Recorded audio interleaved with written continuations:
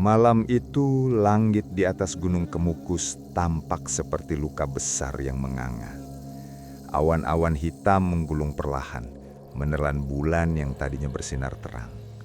Hujan belum turun, tapi udara sudah berat, berbau tanah basah dan daun kering yang hancur di bawah angin.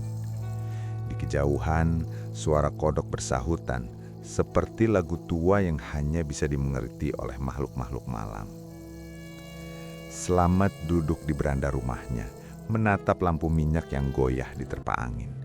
Rumahnya terbuat dari papan jati, sudah tua, dan sebagian catnya mengelupas.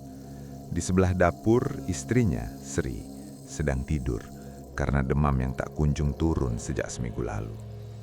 Anaknya, Rara, masih kecil, kelas 2 SD, tertidur dengan kepala menempel di paha ibunya. Suara napasnya kecil, seperti sayup-sayup desah angin di sela bambu. Slamet menatap mereka lama, ada rasa sesak di dada.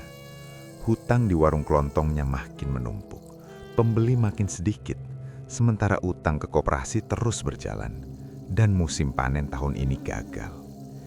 Ia sudah mencoba semua cara, berdoa, bekerja serabutan, bahkan menjual cincin kawin peninggalan ibunya.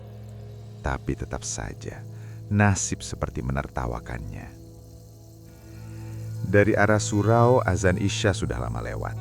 Desa Pagar Gunung malam itu sepi sekali. Hanya ada cahaya lampu dari rumah Pak Bayan di ujung jalan. Udara makin dingin. Slamet menarik sarungnya, menghela napas berat. Di kepalanya kalimat itu terus berputar. Kata-kata yang beberapa hari lalu diucapkan seorang lelaki tua di pasar saat Slamet membeli beras utangan. Kalau sudah buntu, Met, kadang rezeki itu harus dijemput, bukan ditunggu. Waktu itu Slamet cuma nyengir pahit, tapi si kakek itu menatapnya lama dengan mata sayup tapi tajam. "Kau pernah dengar Gunung Kemukus?" tanyanya. Slamet mengangguk pelan. "Pernah, Bah, katanya tempat orang nyekar." Kakek itu menggeleng pelan. Senyum aneh terbit di wajahnya. "Bukan cuma nyekar, Met. Banyak yang kesana untuk minta rejeki, tapi harus kuat hati." Slamet tak menanggapi saat itu. Tapi malam ini, kalimat itu terus menggema di kepalanya seperti mantra. Ia menatap ke arah jendela, melihat bayangan dirinya sendiri. Mata sahyunya, wajah letih, tangan kasar bekas kerja. Ia berpikir mungkin memang nasibnya harus diubah, entah dengan cara apapun. Dari luar rumah terdengar langkah kaki. Perlahan, dari balik kegelapan, muncul sosok berjubah hitam memakai caping besar. Slamet refleks berdiri. "Met," suara itu serak, tapi akrab di telinga. "Masih ingat aku?" "Mbah Kromo?" Lelaki tua itu tersenyum samar. "Masih hafal rupaku. Bagus." Ia melangkah masuk tanpa dipersilahkan. Bau dupa dan tanah basah mengikuti langkahnya. Mbah Kromo adalah orang yang dikenal aneh di pasar. Jarang bicara, tapi banyak yang bilang dia tahu hal-hal gaib. Katanya dulu dia juru kunci salah satu petilasan di lereng Kemukus. Slamet menelan ludah. "Bah, kok tahu saya di rumah?" "Aku cuma lewat," jawabnya datar. "Tapi wajahmu, Met, sama seperti dulu-dulu yang datang ke aku. Wajah orang yang sudah putus asa." Slamet menunduk, tangannya gemetar kecil.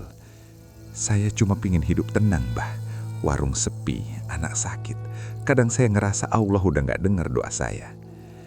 Mbah Kromo mengeluarkan sesuatu dari kantung kainnya. Seikat bunga 7 rupa dan selembar kain putih kecil. "Kalau kau mau mencoba, malam ini waktunya. Tapi harus sendiri. Ke puncak gunung, cari batu besar yang terbelah 2. Di situ nanti kau bakar dupa ini dan ucapkan niatmu. Tapi ingat, jangan pernah menyebut nama siapapun yang kau cintai." Slamet menatap benda itu lama.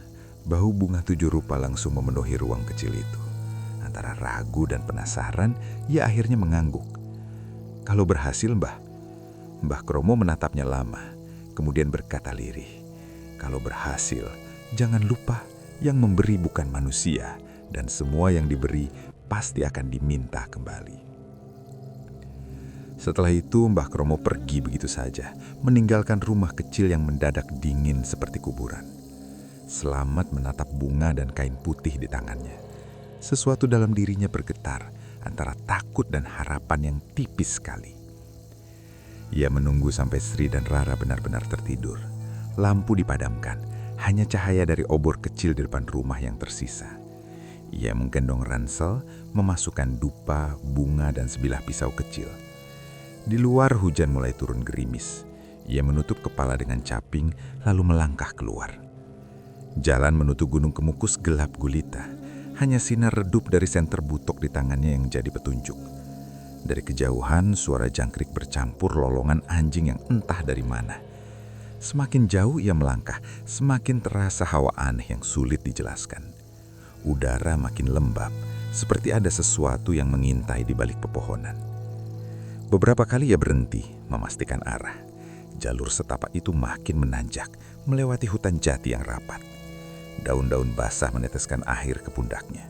Kabut turun perlahan dari puncak, menutup pandangan. Tiba-tiba dari kejauhan terdengar bunyi gamelan. Suaranya halus, seperti berasal dari balik kabut. Slamet berhenti. Ia menajamkan telinga. Lirih tapi jelas, suara bonang, kendang, dan sinden perempuan menyanyi dengan bahasa Jawa kuno yang tak ia mengerti. Dadanya berdegup cepat. Ia mencoba menenangkan diri. Mungkin cuma orang latihan wayang di bawah, pikirnya. Tapi hatinya tahu, di lereng Kemukus tidak ada yang berani keluar malam-malam begini. Ia terus berjalan.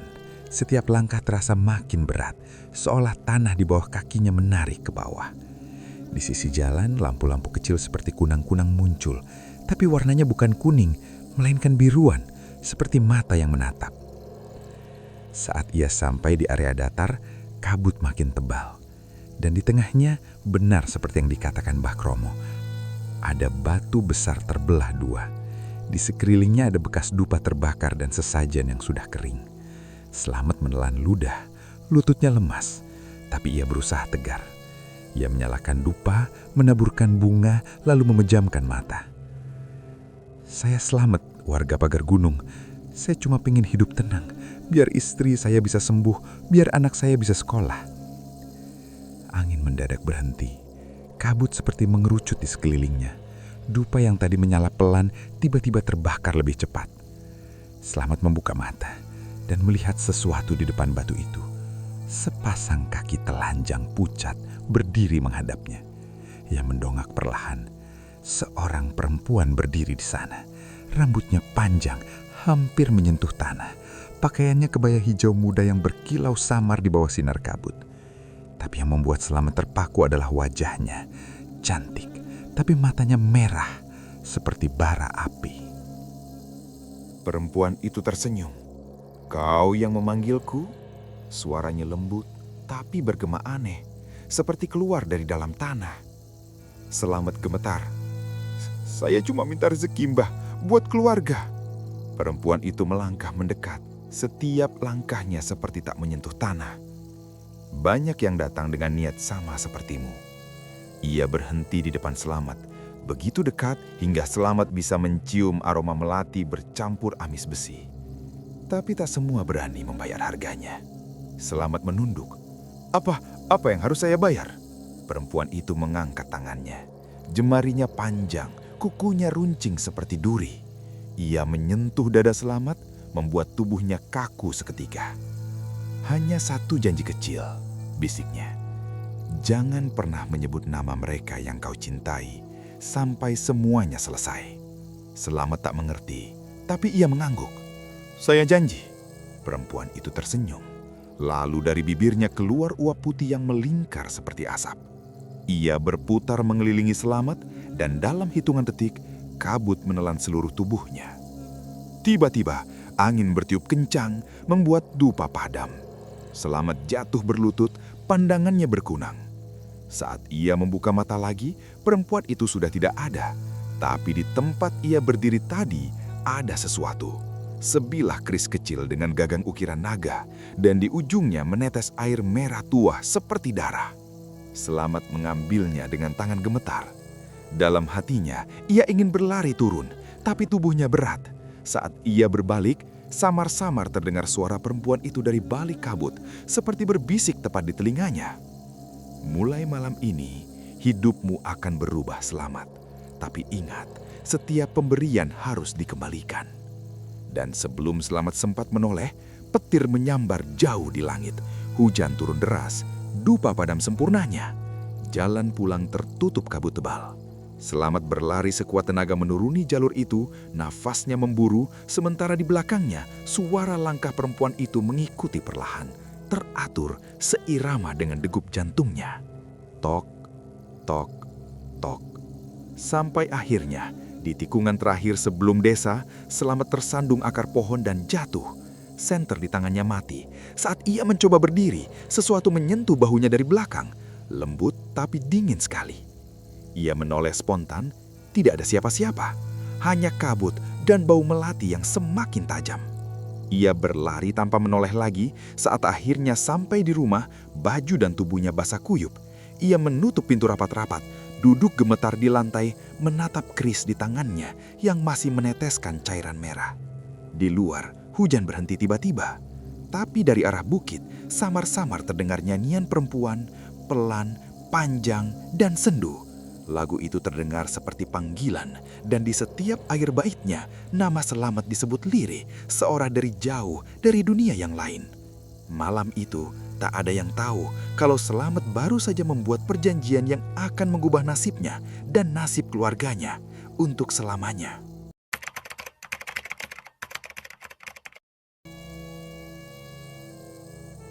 Pagi itu udara di desa Pagar Gunung terasa lain. Matahari baru naik, tapi sinarnya tidak begitu hangat. Seperti tertahan awan tipis yang belum pergi sejak malam hujan tadi. Selamat duduk di depan rumah, menatap ke arah sawah yang masih basah. Di tangannya, segelas kopi hitam yang belum disentuh. Pandangannya kosong, tapi bibirnya seperti menahan sesuatu yang tak bisa ia ucapkan. Ia tidak bisa tidur semalaman. Setiap kali memejamkan mata, suara tawa perempuan itu terdengar di telinganya. Kadang lembut, kadang melengking, seperti mengelilinginya dari segala arah. Tapi begitu ia membuka mata, suara itu hilang, menyisakan bau melati yang samar. Sri, istrinya, keluar dari kamar sambil memegangi kepala. "Mas, tadi malam sampean kemana?" Suaranya lirih. Selamat menoleh pelan. "Nggak kemana-mana. Cuma ke warung Pak Darto ngobrol." Sri mengangguk kecil, tapi matanya ragu. Ia tahu suaminya berbohong, tapi tidak ingin memperpanjang. "Aku mimpi aneh, Mas. Ada perempuan rambutnya panjang, duduk di pojok kamar Rara. Dia cuma ngeliatin aku terus." Selamat tercekat. Ia mencoba tersenyum. Mungkin cuma bunga tidur. Tapi di dalam hatinya, rasa takut mulai menanjak perlahan seperti kabut yang naik dari lembah. Hari-hari berikutnya berjalan aneh. Warung Selamat yang biasanya sepi, mendadak ramai. Entah dari mana datangnya, orang-orang dari desa lain mampir beli. Kadang mereka datang malam-malam, wajahnya pucat, tapi matanya tampak seperti orang kesurupan. Tanpa bicara banyak, hanya membeli barang-barang kecil dan pergi begitu saja. Pendapatan Selamat naik drastis. Dalam 2 minggu, ia bisa melunasi utang ke koperasi, beli sepeda motor bekas, bahkan memperbaiki atap rumah. Tapi, keanehan itu tidak berhenti di situ. Setiap malam Jumat, warungnya seolah punya kehidupan sendiri. Kadang lampu menyala sendiri meski colokan belum disambungkan. Kadang pintu warung bergoyang pelan, seperti ada angin yang hanya lewat di sana. Dan selalu ada bau melati yang tiba-tiba muncul dari arah belakang, di mana dulu ia meletakkan keris pemberian perempuan itu. Suatu malam saat Selamat menghitung uang hasil jualan, ia mendengar suara langkah dari dapur. Pelan tapi teratur. Tok, tok, tok. Ia menoleh. Tidak ada siapa-siapa. Tapi panci di rak bergoyang sendiri. Ia mendekat dan saat hampir sampai, lampu padam seketika. Gelap total. Di tengah kegelapan itu, ada suara nafas, pelan, dekat sekali di belakang telinganya. "Sudah kubilang, hidupmu akan berubah." Selamat berbalik cepat menyorotkan senter ke arah suara. Dan di sana, di dekat jendela dapur, berdiri sosok perempuan berkebaya hijau. Rambutnya menutupi setengah wajah, tapi mata merahnya tampak jelas dalam cahaya redup. Selamat terjatuh, tubuhnya gemetar. Jangan ganggu aku." Perempuan itu tidak menjawab. Ia hanya melangkah maju, dan setiap langkahnya meninggalkan jejak air di lantai. Lalu tiba-tiba, sosok itu lenyap begitu saja, meninggalkan hawa dingin menusuk bulang. Keesokan paginya, Sri menemukan suaminya tidur di depan dapur. Wajahnya pucat, dan tangannya menggenggam keris dengan darah menetes di ujungnya. Tapi anehnya, tak ada luka di tubuhnya. Sejak hari itu, Slamet mulai berubah. Ia lebih sering melamun, jarang bicara. Dan setiap kali mendengar nama Rara disebut, matanya kosong, seperti kehilangan arah. Pernah suatu malam, Sri terbangun dan mendapati suaminya berdiri di depan kamar anaknya sambil berbisik-bisik. "Jangan sebut namanya, jangan sebut." Sri menegur pelan. "Mas, sampean ngapain?" Slamet menoleh dengan wajah pucat, keringat menetes dari pelikisnya. "Dia datang lagi, Sri. Dia minta sesuatu." Sri tidak paham maksudnya, tapi dalam beberapa hari setelah itu, ia merasa rumah mereka seperti tak lagi normal. Rara mulai sering demam tengah malam, dan setiap kali terbangun, anak itu menangis sambil menunjuk ke sudut kamar. "Ibu itu duduk di situ, Bu," katanya. Sri melihat, tapi tak ada siapa-siapa. Hanya dinding babu dan bayangan dari lampu minyak. Tapi entah kenapa, udara di kamar terasa dingin seperti di kuburan. Hari Jumat ketiga setelah ritual itu, Slamet tak tahan lagi. Ia pergi mencari Mbah Kromo ke pasar. Tapi warung tempat kakek itu biasa duduk sudah kosong. Orang-orang bilang Mbah Kromo sudah meninggal 3 hari setelah Slamet naik ke Gunung Kemukus. Slamet tertegun. Tubuhnya gemetar, seolah separuh jiwanya ikut hilang bersama Ka'bah itu. Ia kembali ke rumah dengan langkah berat. Di depan rumah, Sri sudah menunggu, wajahnya tegang. "Mas, Rara sakit lagi, badannya panas, tapi anehnya tangannya dingin banget." Slamet berlari ke kamar. Anak kecil itu terbaring lemah, bibirnya biru, matanya terbuka setengah. Tapi ada yang membuat Slamet ingin menjerit. Di pergelangan tangan Rara, ada bekas goresan kecil, melingkar seperti digores benda tajam, persis bentuk ukiran di gagang keris yang ia simpan di lemari dapur. Slamet menatap benda itu, lalu berlari mengambil kerisnya. Tapi saat ia buka lemari, keris itu tidak ada. Hanya tersisa kain putih yang dulu dibawa dari gunung, kini berlumuran tanah dan bercak merah tua. Suara tawa perempuan menggema dari arah belakang rumah. "Kau sudah diberi banyak, Slamet. Sekarang waktuku mengambil bagian." Slamet menoleh panik, matanya liar mencari arah suara itu. Tapi yang ia lihat hanya bayangan di tembok. Bayangan perempuan berkebaya hijau menari perlahan di antara cahaya lampu minyak yang bergetar. Sri menjerit dari kamar, "Mas, Rara!" Slamet berlari, tapi di pintu kamar tubuhnya membeku. Rara sudah duduk di atas tempat tidur, matanya kosong, senyum tipis di bibirnya. Di pangkuannya ada bunga 7 rupa yang masih basah, dan dari bawah kasur mengalir setetes air merah jatuh ke lantai tanah. Slamet mendekat perlahan, tubuhnya gemetar. "Rara, kamu kenapa, Nak?" Anak itu menoleh pelan, dan dari bibir mungilnya keluar suara yang bukan suaranya sendiri, lembut tapi dalam seperti dari perut bumi. "Kau sudah berjanji, Slamet." Lampu minyak padam. Rumah itu tenggelam dalam gelap. Dari luar, suara gamelan terdengar lagi, samar tapi jelas, seperti undangan dari tempat jauh. Tempat di mana manusia dan arwah tak lagi dibedakan. Dan malam itu, desa Pagar Gunung kembali diselimuti kabut tebal. Orang-orang yang lewat di jalan dekat rumah Slamet mengaku mendengar suara perempuan tertawa dari dalam, bersahut-sahutan dengan tangis anak kecil. Tapi saat mereka mengetuk pintu, tak ada yang menjawab. Keesokan paginya, warung Slamet buka seperti biasa.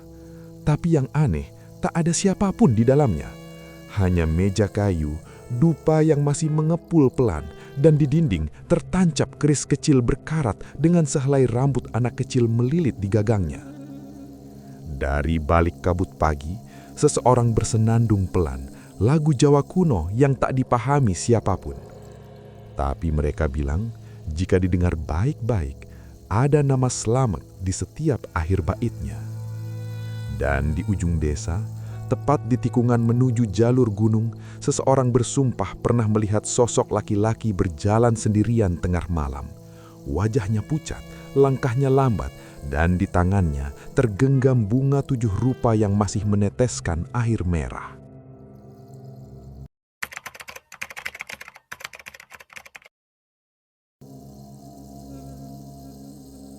Angin malam berhembus dari arah barat, membawa kabut yang menelusup di antara pepohonan jati dan ilalang di pinggir desa Pagar Gunung. Sejak kejadian malam itu, rumah Slamet menjadi bahan bisik-bisik warga.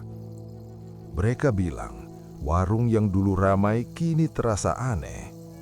Setiap orang yang masuk ke sana selalu mencium bau melati yang terlalu kuat, bahkan sampai bikin pusing. Kadang mereka juga mendengar suara tawa perempuan dari dalam kamar belakang, meskipun rumah itu sudah sepi. 3 hari sudah berlalu sejak Sri dan Rara menghilang. Slamet berjalan seperti orang linglung, matanya merah, rambutnya kusut, dan wajahnya tampak lebih tua 10 tahun. Ia jarang bicara, hanya duduk di kursi depan warung sambil menatap ke arah jalan, seolah menunggu seseorang yang tak akan pernah kembali. Pagi itu, kabut belum juga terangkat. Seorang warga desa bernama Sardi memberanikan diri mendekat. "Matt, sampean gak apa-apa?" tanyanya pelan. Slamet tidak menjawab. Tangannya sibuk mengelus gagang keris yang kini tergantung di dinding depan warung. Mata Sardi langsung menunduk, merasa ada hawa dingin menyusup ke kulitnya. "Itu kerisnya, Matt. Dari mana asalnya?" Slamet menoleh pelan. Suaranya berat, hampir seperti bukan miliknya sendiri. "Dari gunung. Dia kasih aku." Sardi menelan ludah. "Dia siapa, Matt?" Slamet hanya menatap kosong ke arah sawah. "Yang kamu takut sebut namanya." Sardi mundur perlahan, jantungnya berdebar. Sejak saat itu tak ada lagi warga yang berani mampir ke rumah Slamet.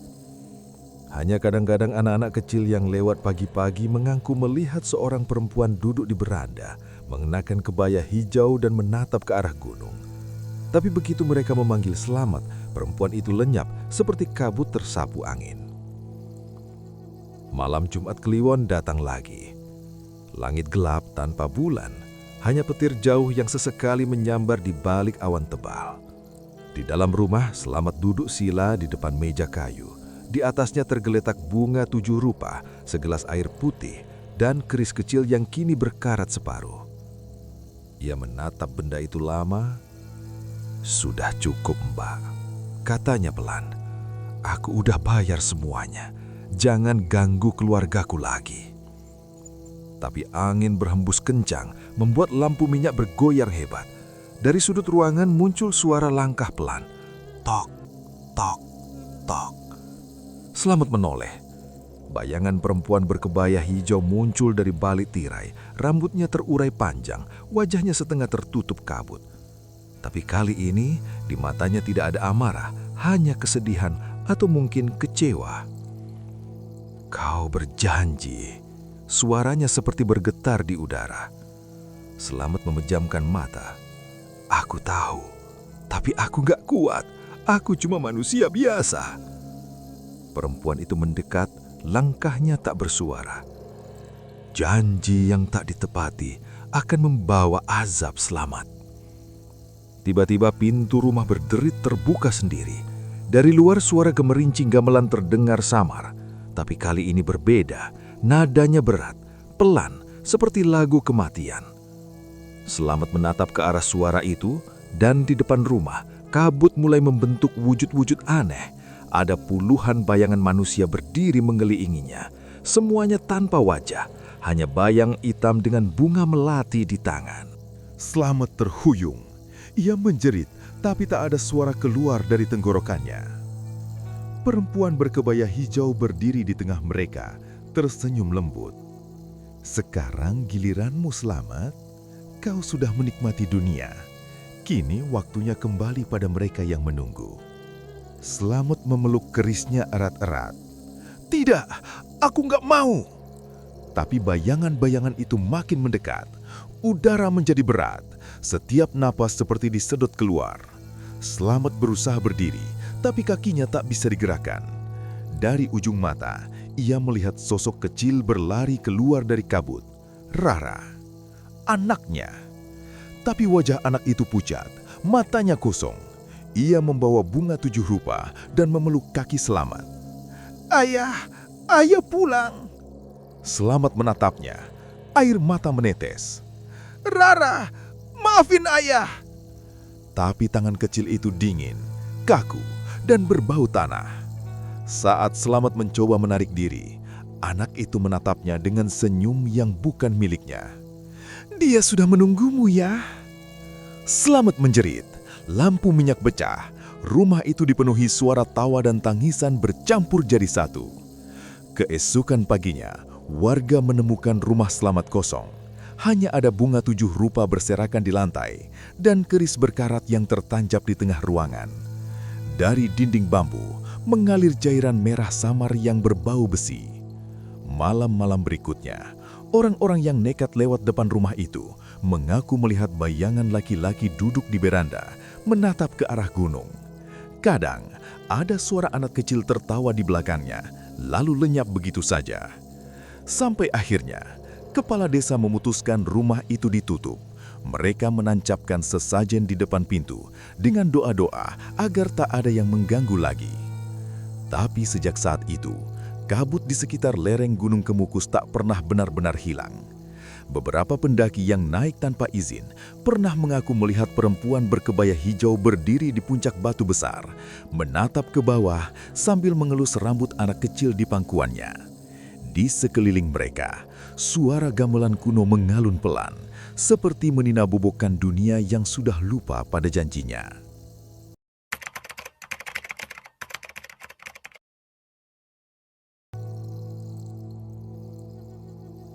Sudah hampir sebulan sejak Slamet menghilang. Rumahnya di ujung desa kini dibiarkan kosong.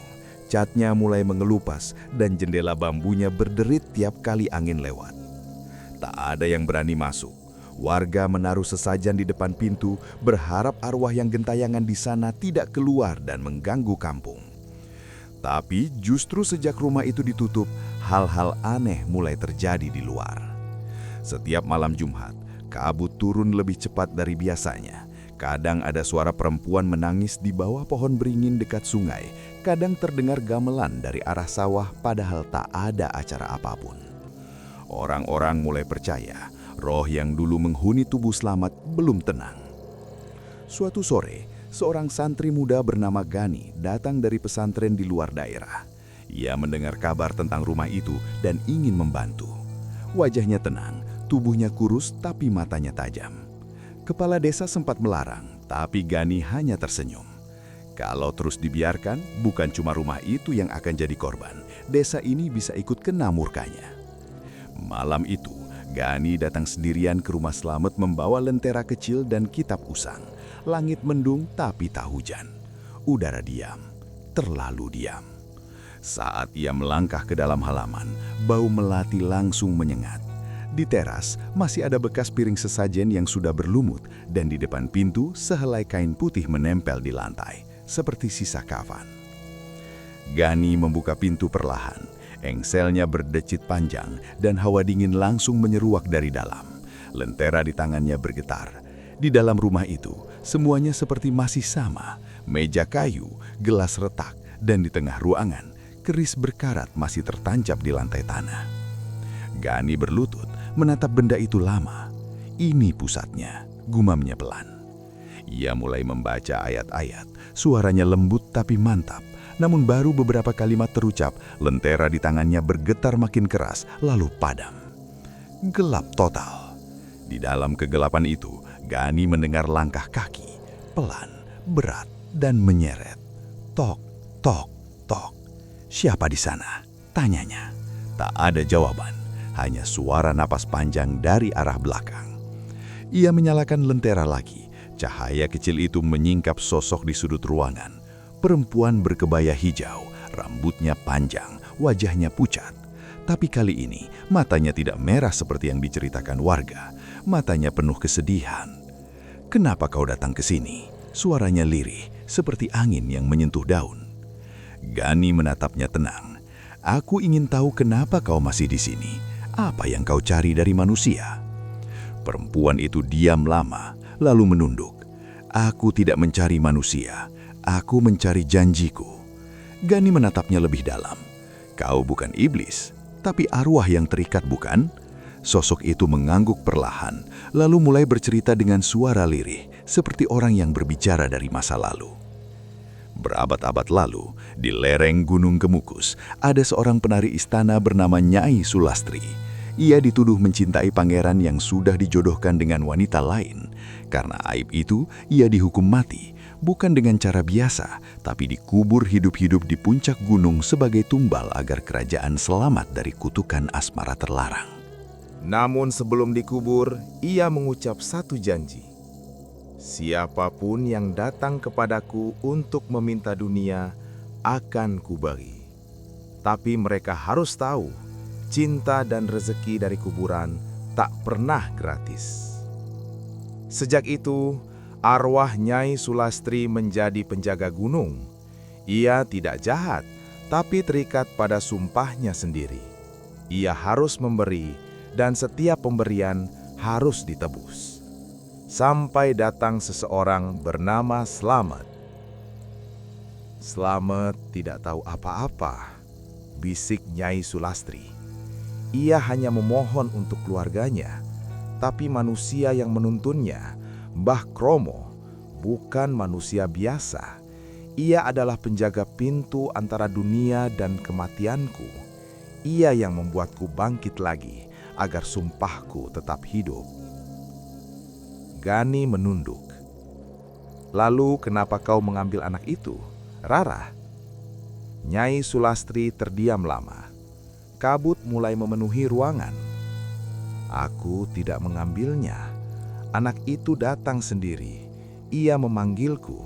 Ia bilang ingin menolong ayahnya.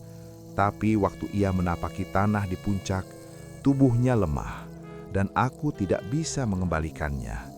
Jiwanya terikat padaku sekarang." Suara Nyai Sulastri bergetar, seperti seseorang yang menyesal tapi tak bisa menangis lagi. Gani berdiri. "Kalau begitu, bebaskan mereka. Biarkan arwah Slamet dan Rara tenang." Nyai Sulastri menatapnya lama. "Kau berani menggantikan mereka?" Gani terdiam sejenak, lalu mengangguk. "Kalau itu yang harus dilakukan." Senyum tipis muncul di wajah perempuan itu. "Kau punya hati yang bersih, tapi dunia tidak selalu menepati janji." Tiba-tiba, seluruh rumah bergetar. Dari bawah tanah terdengar suara gamelan keras bercampur dengan suara tangisan dan tawa. Lentera padam lagi. Kabut berubah jadi pusaran besar, dan di dalamnya muncul bayangan Slamet memeluk anaknya. Wajahnya tenang untuk pertama kali. Nyai Sulastri melangkah ke tengah pusaran. "Sudah cukup. Sekarang kau bebas, Slamet." Suara gemuruh semakin keras, lalu semuanya berhenti. Hening. Ketika pagi datang, warga menemukan rumah itu runtuh sebagian. Di dalamnya hanya tersisa keris tua yang kini bersih dari karat, tergeletak di atas tanah yang basah. Tak ada jasad Gani, tak ada tanda-tanda Slamet atau anaknya. Tapi di udara, bau melati tercium lembut, seperti salam perpisahan. Kepala desa mengubur keris itu di bawah pohon beringin dekat sungai. Tapi anehnya, Seminggu kemudian, di tempat keris itu dikubur, tumbuh bunga melati liar yang mekar hanya setiap malam Jumat Kliwon. Warga percaya itu tanda kalau Nyai Sulastri sudah tenang. Tapi sebagian lain bilang, setiap kali ada orang yang datang ke Gunung Kemukus untuk meminta rezeki, mereka masih melihat bayangan perempuan berkebaya hijau berdiri di tepi jurang, menatap ke bawah dengan anak kecil di pelukannya. Dan di kejauhan, samar-samar terdengar gamelan tua mengalun lagi. Hanya saja, kali ini nadanya lembut, seperti lagu penutup untuk sebuah janji yang akhirnya ditepati. Oke teman-teman, sekian untuk kisah kali ini. Bagaimana menurut kalian tentang kisah ini? Tulis komentar kalian di kolom komentar. Dan buat teman-teman yang baru bergabung, jangan lupa untuk like, komen, share, serta subscribe channel ini. Dan nantikan kisah-kisah horor berikutnya tetap di channel Sekte Horor. Wassalamualaikum warahmatullahi wabarakatuh.